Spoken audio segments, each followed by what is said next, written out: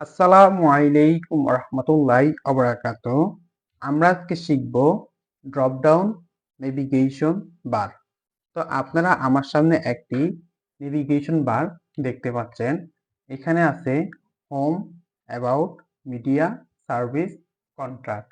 এখন এই জায়গার মধ্যে যখন আমি এই যে মিডিয়ার মধ্যে হোভার করতেছি, আমার একটি ড্রপ ডাউন মেনু চলে আসছে যেখানে আছে ফেসবুক, ইনস্টাগ্রাম, টিকটক।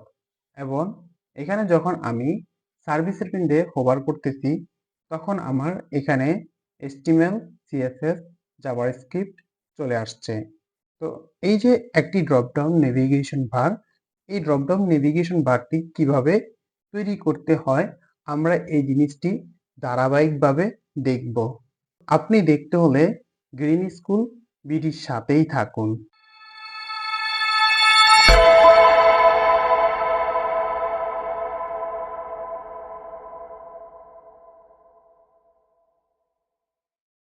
স্বাগতম আপনাকে গ্রিন স্কুল বিডিতে। আমি ইব্রাহিম বিন আহমেদ। এখানে আমি আগে থেকে HTML স্ট্রাকচারটি তৈরি করে রেখেছি।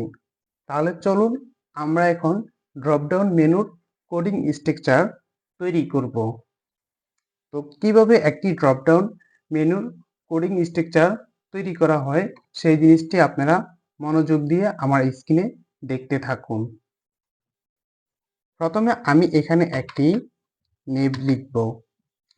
এই নেভের ভিতরে আমি একটি ইউএল নিব এবং আমি এই ইউএল এর একটি ক্লাস নেম দিব, ক্লাস মেনু। এবং আমি উপরে নেভ বারের একটি ক্লাস নেম দিব। ক্লাস নেমটা হবে নেভ বার। তাহলে দেখুন আমি ক্লাস নেম দিয়ে দিলাম। তারপর আমি এখন এই জায়গার মধ্যে ইউএল এর মধ্যে আমি এলআই ক্রিয়েট করব। আমি লিখে দিলাম এলআই। এখন এই এলআইয়ের ভিতরে আমার একটি অ্যাঙ্কর ট্যাগ হবে। আমি এখানে একটি হ্যাশ দিয়ে দিলাম এই স্টেপের মধ্যে ডিফল্ট ভাবে এবং এই জায়গার মধ্যে আমি লিখব হোম। আচ্ছা, আমি এখানে এলআই এবং অ্যাঙ্কর ট্যাগের মধ্যে দুইটি ক্লাস নেম দিব। সেই ক্লাস নেমটি আমি কোন জায়গার মধ্যে লিখতেছি আপনারা একটু ভালো করে খেয়াল করবেন। এলআইটাকে সিলেক্ট করলাম, এর ভিতরে আমি লিখব ক্লাস এবং আমাদের ক্লাস নেমটা হবে মেনু আইটেম। মেনু আইটেম, ওকে। এবং আমাদের যে অ্যাঙ্কর ট্যাগটি আছে, এই যে এই অ্যাঙ্কর ট্যাগেরও একটি ক্লাস নেম হবে। সেই ক্লাস নেমটি আমরা দিব এই জায়গার মধ্যে ক্লাস মেনু লিঙ্ক। ওকে, আমি এখানে মেনু লিঙ্ক দিয়ে দিলাম। এখন আমি এটাকে 5 বার কপি করব। কপি করার পরে আমি নিচে নিচে পেস্ট করে দিব 2 বার, 3 বার, 4 বার, 5 বার। এখন শুধু আমি হোমের পরিবর্তে এই জায়গার নামটা পরিবর্তন করে দিব। হোমের পরে আমাদের এখানে অ্যাবাউট, অ্যাবাউটের পরে আমাদের এই জায়গা হবে কি মিডিয়া, মিডিয়া, মিডিয়ার পরে আমাদের হবে সার্ভিস, সার্ভিসের পরে আমাদের এখানে হবে কন্ট্রাক্ট।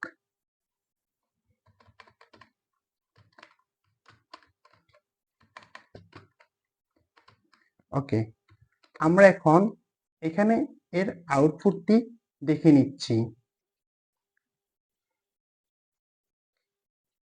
এই যে দেখুন আমাদের আউটপুটটি এইভাবে শো করতেছে আমাদের কোডিং এর মধ্যে। আচ্ছা, এরপরে আমরা এখন এখানে একটি সাব মেনু তৈরি করব। যেমন আমি একটু এখানে এসে আপনাদেরকে দেখাচ্ছি আমাদের সাব মেনু কোনটি। আমি যখন এইখানে মিডিয়ার মধ্যে হোভার করতেছি আমার নিচে ফেসবুক, ইনস্টাগ্রাম এবং টিকটক লেখা উঠতেছে। আবার যখন সার্ভিসের মধ্যে হোভার করতেছি HTML, CSS, জাভাস্ক্রিপ্ট শো করতেছে। তো এই যে নিচে নিচে যে লিস্টগুলো শো করতেছে এগুলোই হচ্ছে সাবমেনু। তাহলে এগুলো কিভাবে তৈরি করতে হয় সেই জিনিসটা আমরা এখন দেখব। তাহলে চলুন।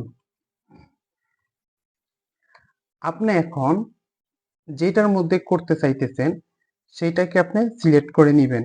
এখন আমার এই ইউএল এর ভিতরে কয়টা মেনু লিস্ট আছে? 5টা লিস্ট আছে। এখন এই 5টি লিস্টের মধ্যে আমি এখন প্রথমত মিডিয়াটাকে করতে চাচ্ছি।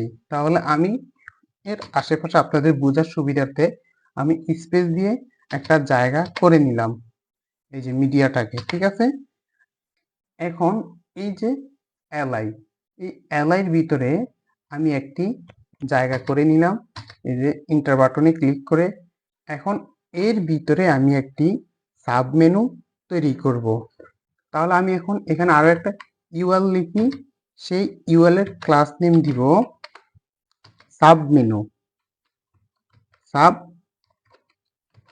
মেনু। ওকে, এখন এর ভিতরে আমি আবার এলআই ক্রিয়েট করব, সেই এলআইয়ের নাম দিব সাব মেনু আইটেম এলআই, এবং এই এলআই একটি class name div sub menu item. ওকে, এবং এর ভিতরে আমি একটি অ্যাঙ্কর ট্যাগ লিখব, সেই অ্যাঙ্কর ট্যাগেরও একটি class name div sub menu link,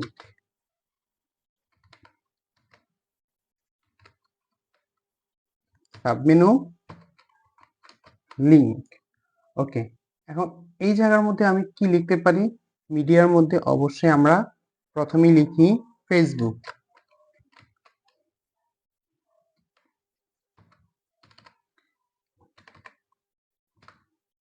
Facebook.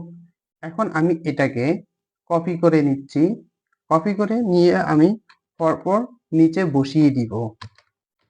তাহলে দেখুন 2টা 3টা।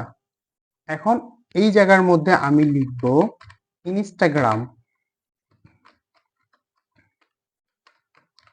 ইনস্টাগ্রাম।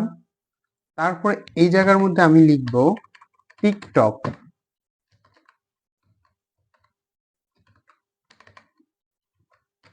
তাহলে দেখুন আমাদের একটি সাবমেনু তৈরি হয়ে গেছে। আচ্ছা, আমরা এখন এর আউটপুটটি একটু দেখার চেষ্টা করি। তাহলে দেখুন এই যে আমাদের মিডিয়ার ভিতরে ফেসবুক, ইনস্টাগ্রাম, টিকটক চলে আসছে।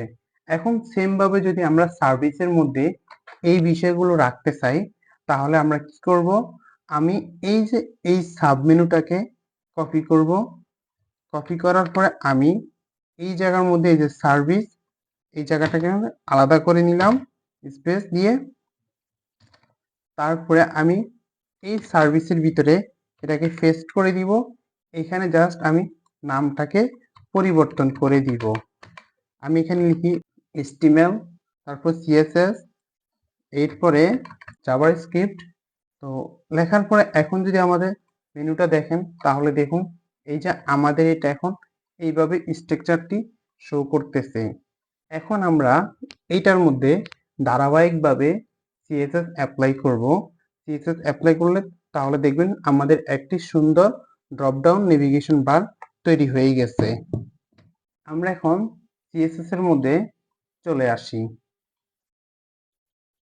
আমি এই জায়গার মধ্যে বডিটাকে সিলেক্ট করে নিব। বডিটাকে সিলেক্ট করে নেওয়ার পরে আমি এর একটি ব্যাকগ্রাউন্ড কালার দিয়ে দিব প্রথমেই। তো আমার ব্যাকগ্রাউন্ড কালারটা হবে F9, F8, FD।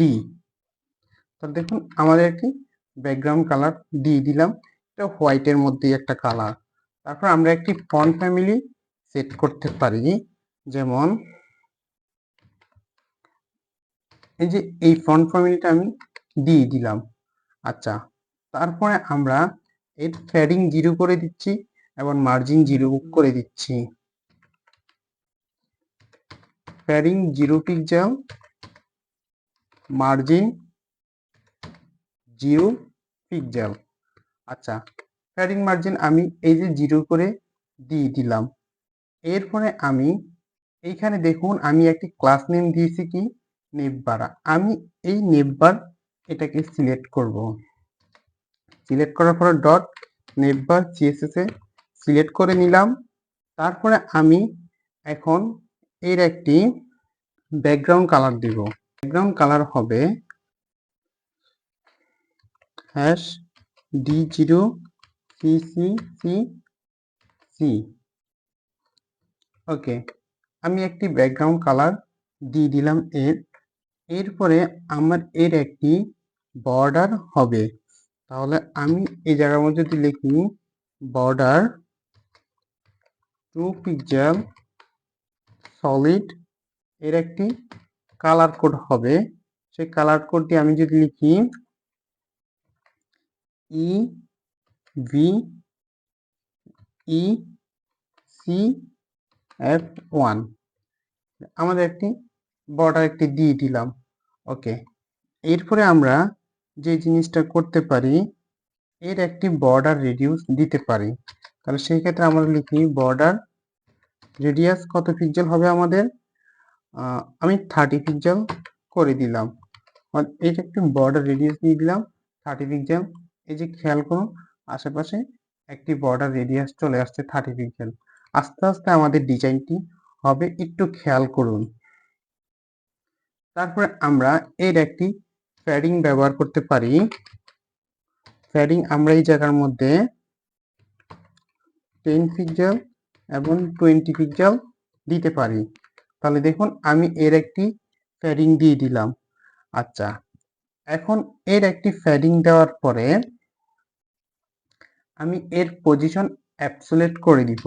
পজিশন কেন অ্যাবসোলিউট করতেছি এই জিনিসটা আমরা পরবর্তীতে জানব। পজিশন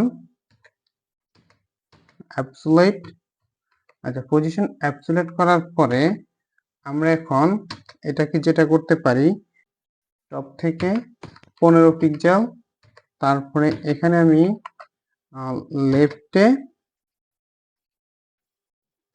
50% করে দিলাম। তাহলে দেখুন এই যে আমাদের এটি এখন টপ থেকে 15 পিক্সেল এবং লেফটে 50% চলে আসছে, মানে মাঝখানে চলে আসছে। ওকে, এরপর আমরা যে জিনিসটি করতে পারি সেটা হচ্ছে আমরা মেনুটাকে সিলেক্ট করব। তাহলে দেখুন আমি মেনুটাকে সিলেক্ট করে নিলাম, নেওয়ার পরে ডিসপ্লে ফ্লেক্স করে দিলাম। তো দেখুন ডিসপ্লে ফ্লেক্স করে দেওয়ার পরে এগুলো এইভাবে পাশাপাশি চলে আসছে, home, about, media, service, contract, এবং এগুলো নিচেই আছে Facebook, Instagram, TikTok, HTML, CSS, JavaScript, এগুলো আমাদের নিচে আছে। আচ্ছা, এরপরে আমি লিস্ট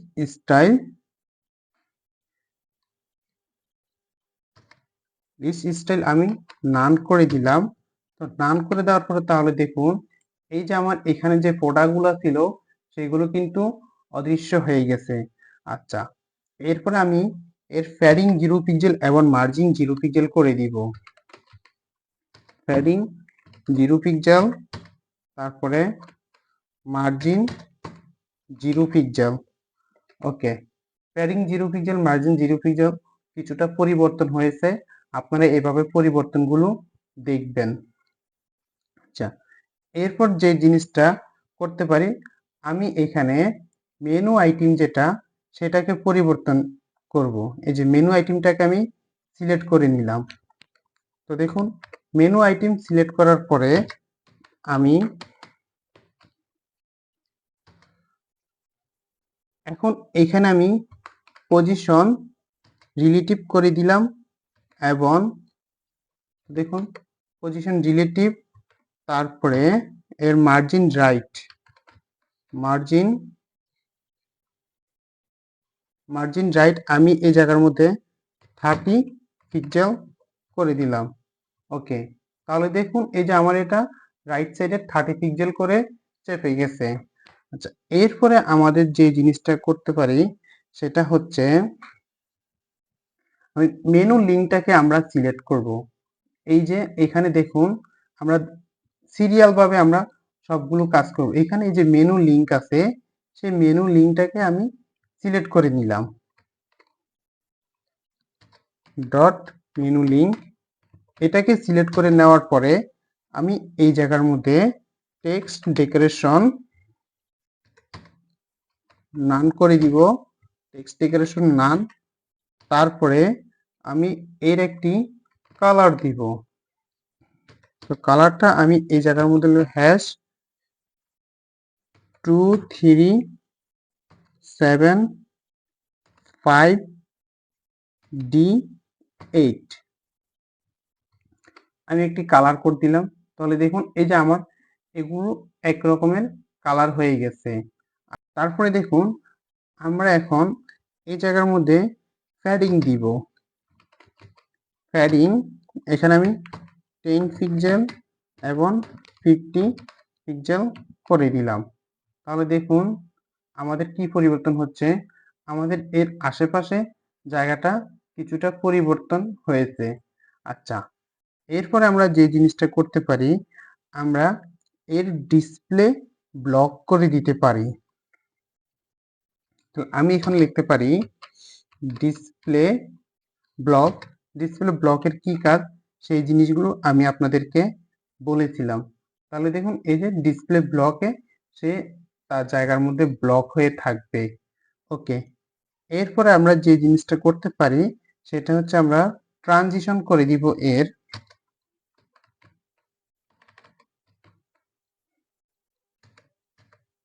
ট্রানজিশন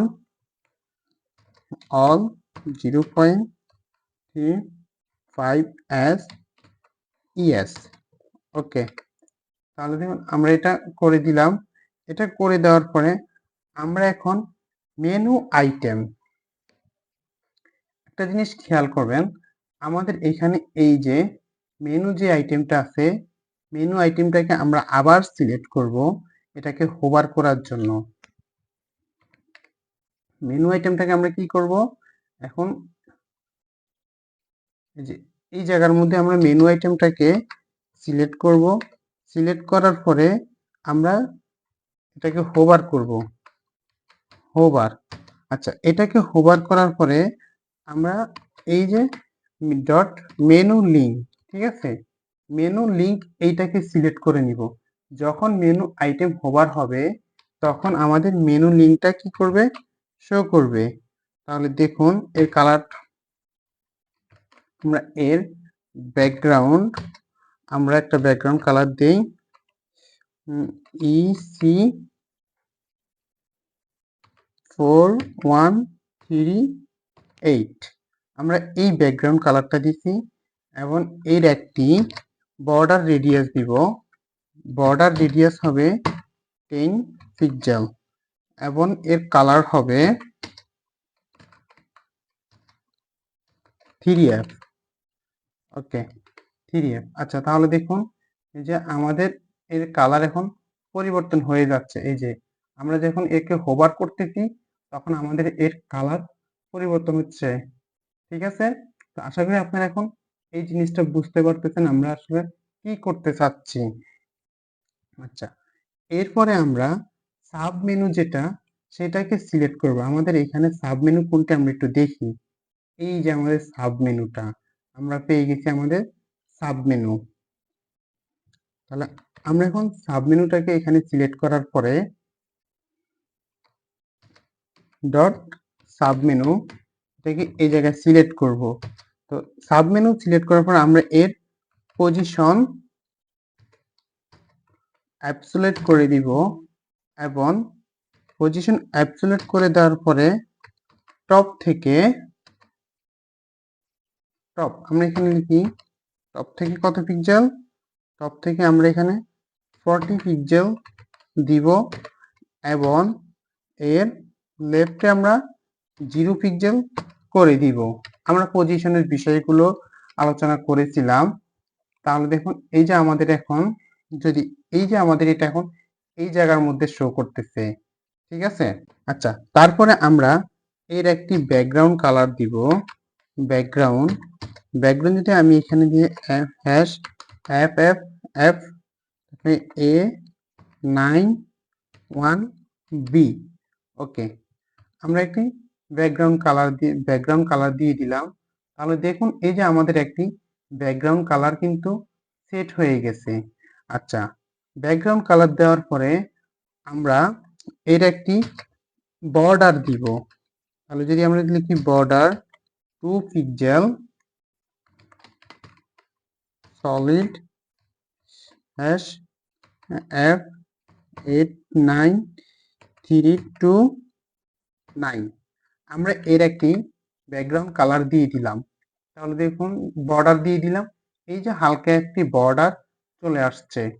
আচ্ছা, এরপরে আমরা যে জিনিসটি করতে পারি, আমরা বর্ডার রেডিয়াস করে দিচ্ছি। এর বর্ডার রেডিয়াস আমরা এখানে 10 পিক্সেল করে দিব। তাহলে দেখুন আমাদের এখানে এর একটি বর্ডার রেডিয়াসও চলে আসছে। ওকে, তারপরে আমরা এর ফ্যাডিং দিব। ফ্যাডিং 5 পিক্সেল 0। ওকে, তাহলে দেখুন এই যে আমাদের এর একটি ফ্যাডিংও হয়ে গেছে। আচ্ছা, তারপরে আমরা যে জিনিসটি করতে পারি সেটা হচ্ছে আমরা ডিসপ্লে থেকে এটাকে নান করে দিব। ডিসপ্লেটাকে নান করে দিচ্ছি। যখন ডিসপ্লেটাকে নান করে দেওয়া হবে তাহলে দেখুন আমার এখানে সেই আইটেমগুলো কিন্তু এখন ডিসপ্লে নান হয়ে গেছে। ওকে, এখন আমাদের এই নান হওয়ার ডিসপ্লেটাকে যখন আমরা ওভার করব তখন আমাদের এটি শো করবে। তাহলে চলুন আমরা এখন সেই কাজটিও করে ফেলি সুন্দরভাবে। তাহলে এখন আমার এটাকে শো করতে হলে আমার এখানে যে মেনু আইটেম আছে সেটাকে প্রথম সিলেক্ট করতে হবে। এই যে এই মেনু আইটেম, ঠিক আছে? তাহলে আমি এই মেনু আইটেমটাকে সিলেক্ট করে নিচ্ছি। এটাকে সিলেক্ট করে নেওয়ার পরে দেখুন ডট মেনু আইটেম আমি এখানে হোভার করব। যখন এটি আমাদের হোভার হবে ডট সাব মেনু, এটি আমাদের ডিসপ্লে ব্লক হবে। Display block. তাহলে একটা জিনিস খেয়াল করুন, আমি এখন এটাকে ওভার করতেছি। এই যে দেখুন আমাদের এগুলো এখন শো করতেছে। এই যে দেখুন আমাদের এগুলো শো করতেছে, ঠিক আছে? আমরা এখন এটাকে সুন্দর করে সাজিয়ে নিব। তাহলে চলুন এখন আমি সাবমেনু আইটেমস এইটাকে সিলেক্ট করব। সাবমেনু আইটেম কোনগুলো একটু খেয়াল করেন, এই যে এগুলো। এটাকে সিলেক্ট করে নিলাম।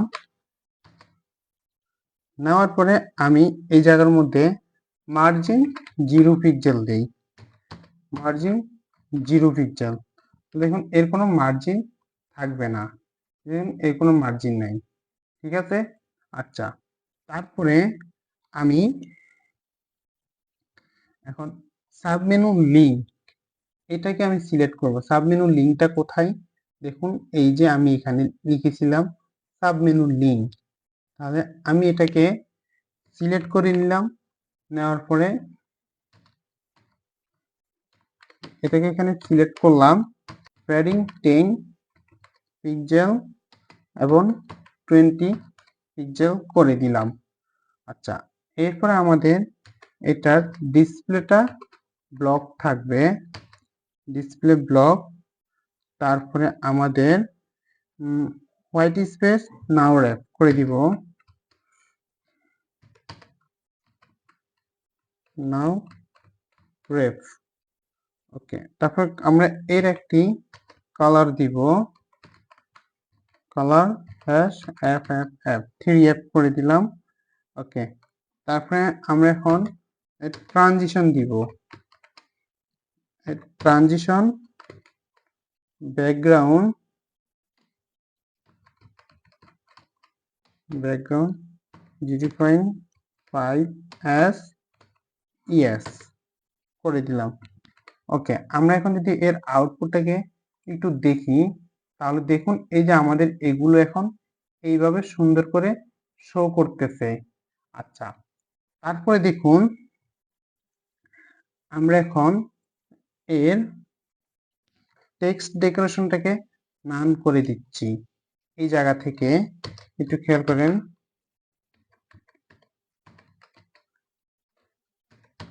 টেক্সট ডেকোরেশন নান। আচ্ছা, তাহলে দেখুন আমাদের এখন টেক্সট ডেকোরেশনও নান হয়ে গেছে। এই যে দেখুন টেক্সট ডেকোরেশন নান, টেক্সট ডেকোরেশন নান।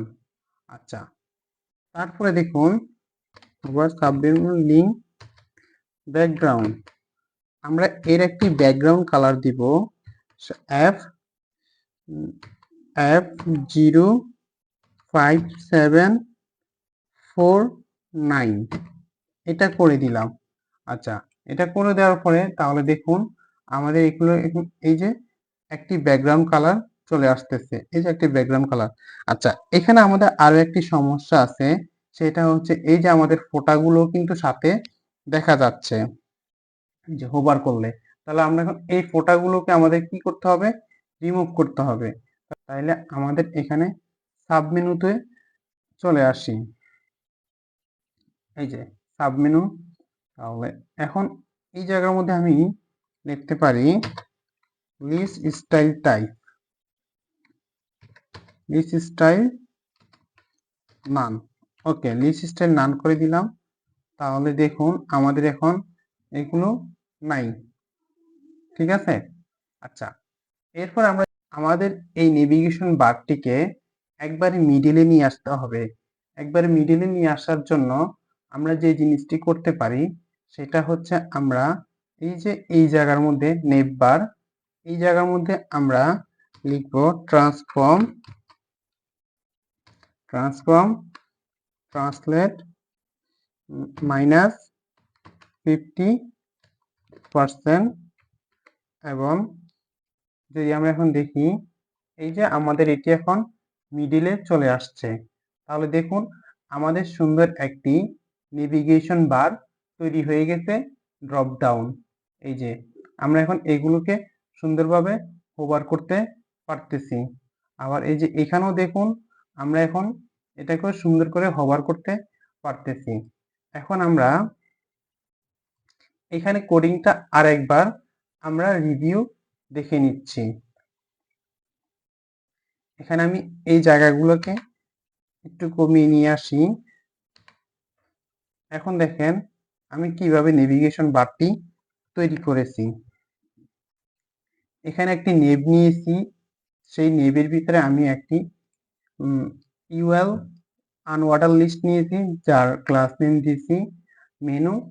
এবং এর ভিতরে আমি মেনু আইটেম কিছু লিস্ট নিয়েছি, অ্যাবাউট, হোম, মিডিয়া, তারপর সার্ভিস। এবং সেই লিস্টের ভিতরে আমি এবার যে সাব লিস্ট তৈরি করেছি, যেটা আমি সাব মেনু নামে ক্লাস নেম দিয়েছি, এবং সাব মেনুর ভিতরে আমি ক্লাস আইটেম দিয়েছি। আর আমার সিএসএস গুলো এক নজরে দেখে নেন।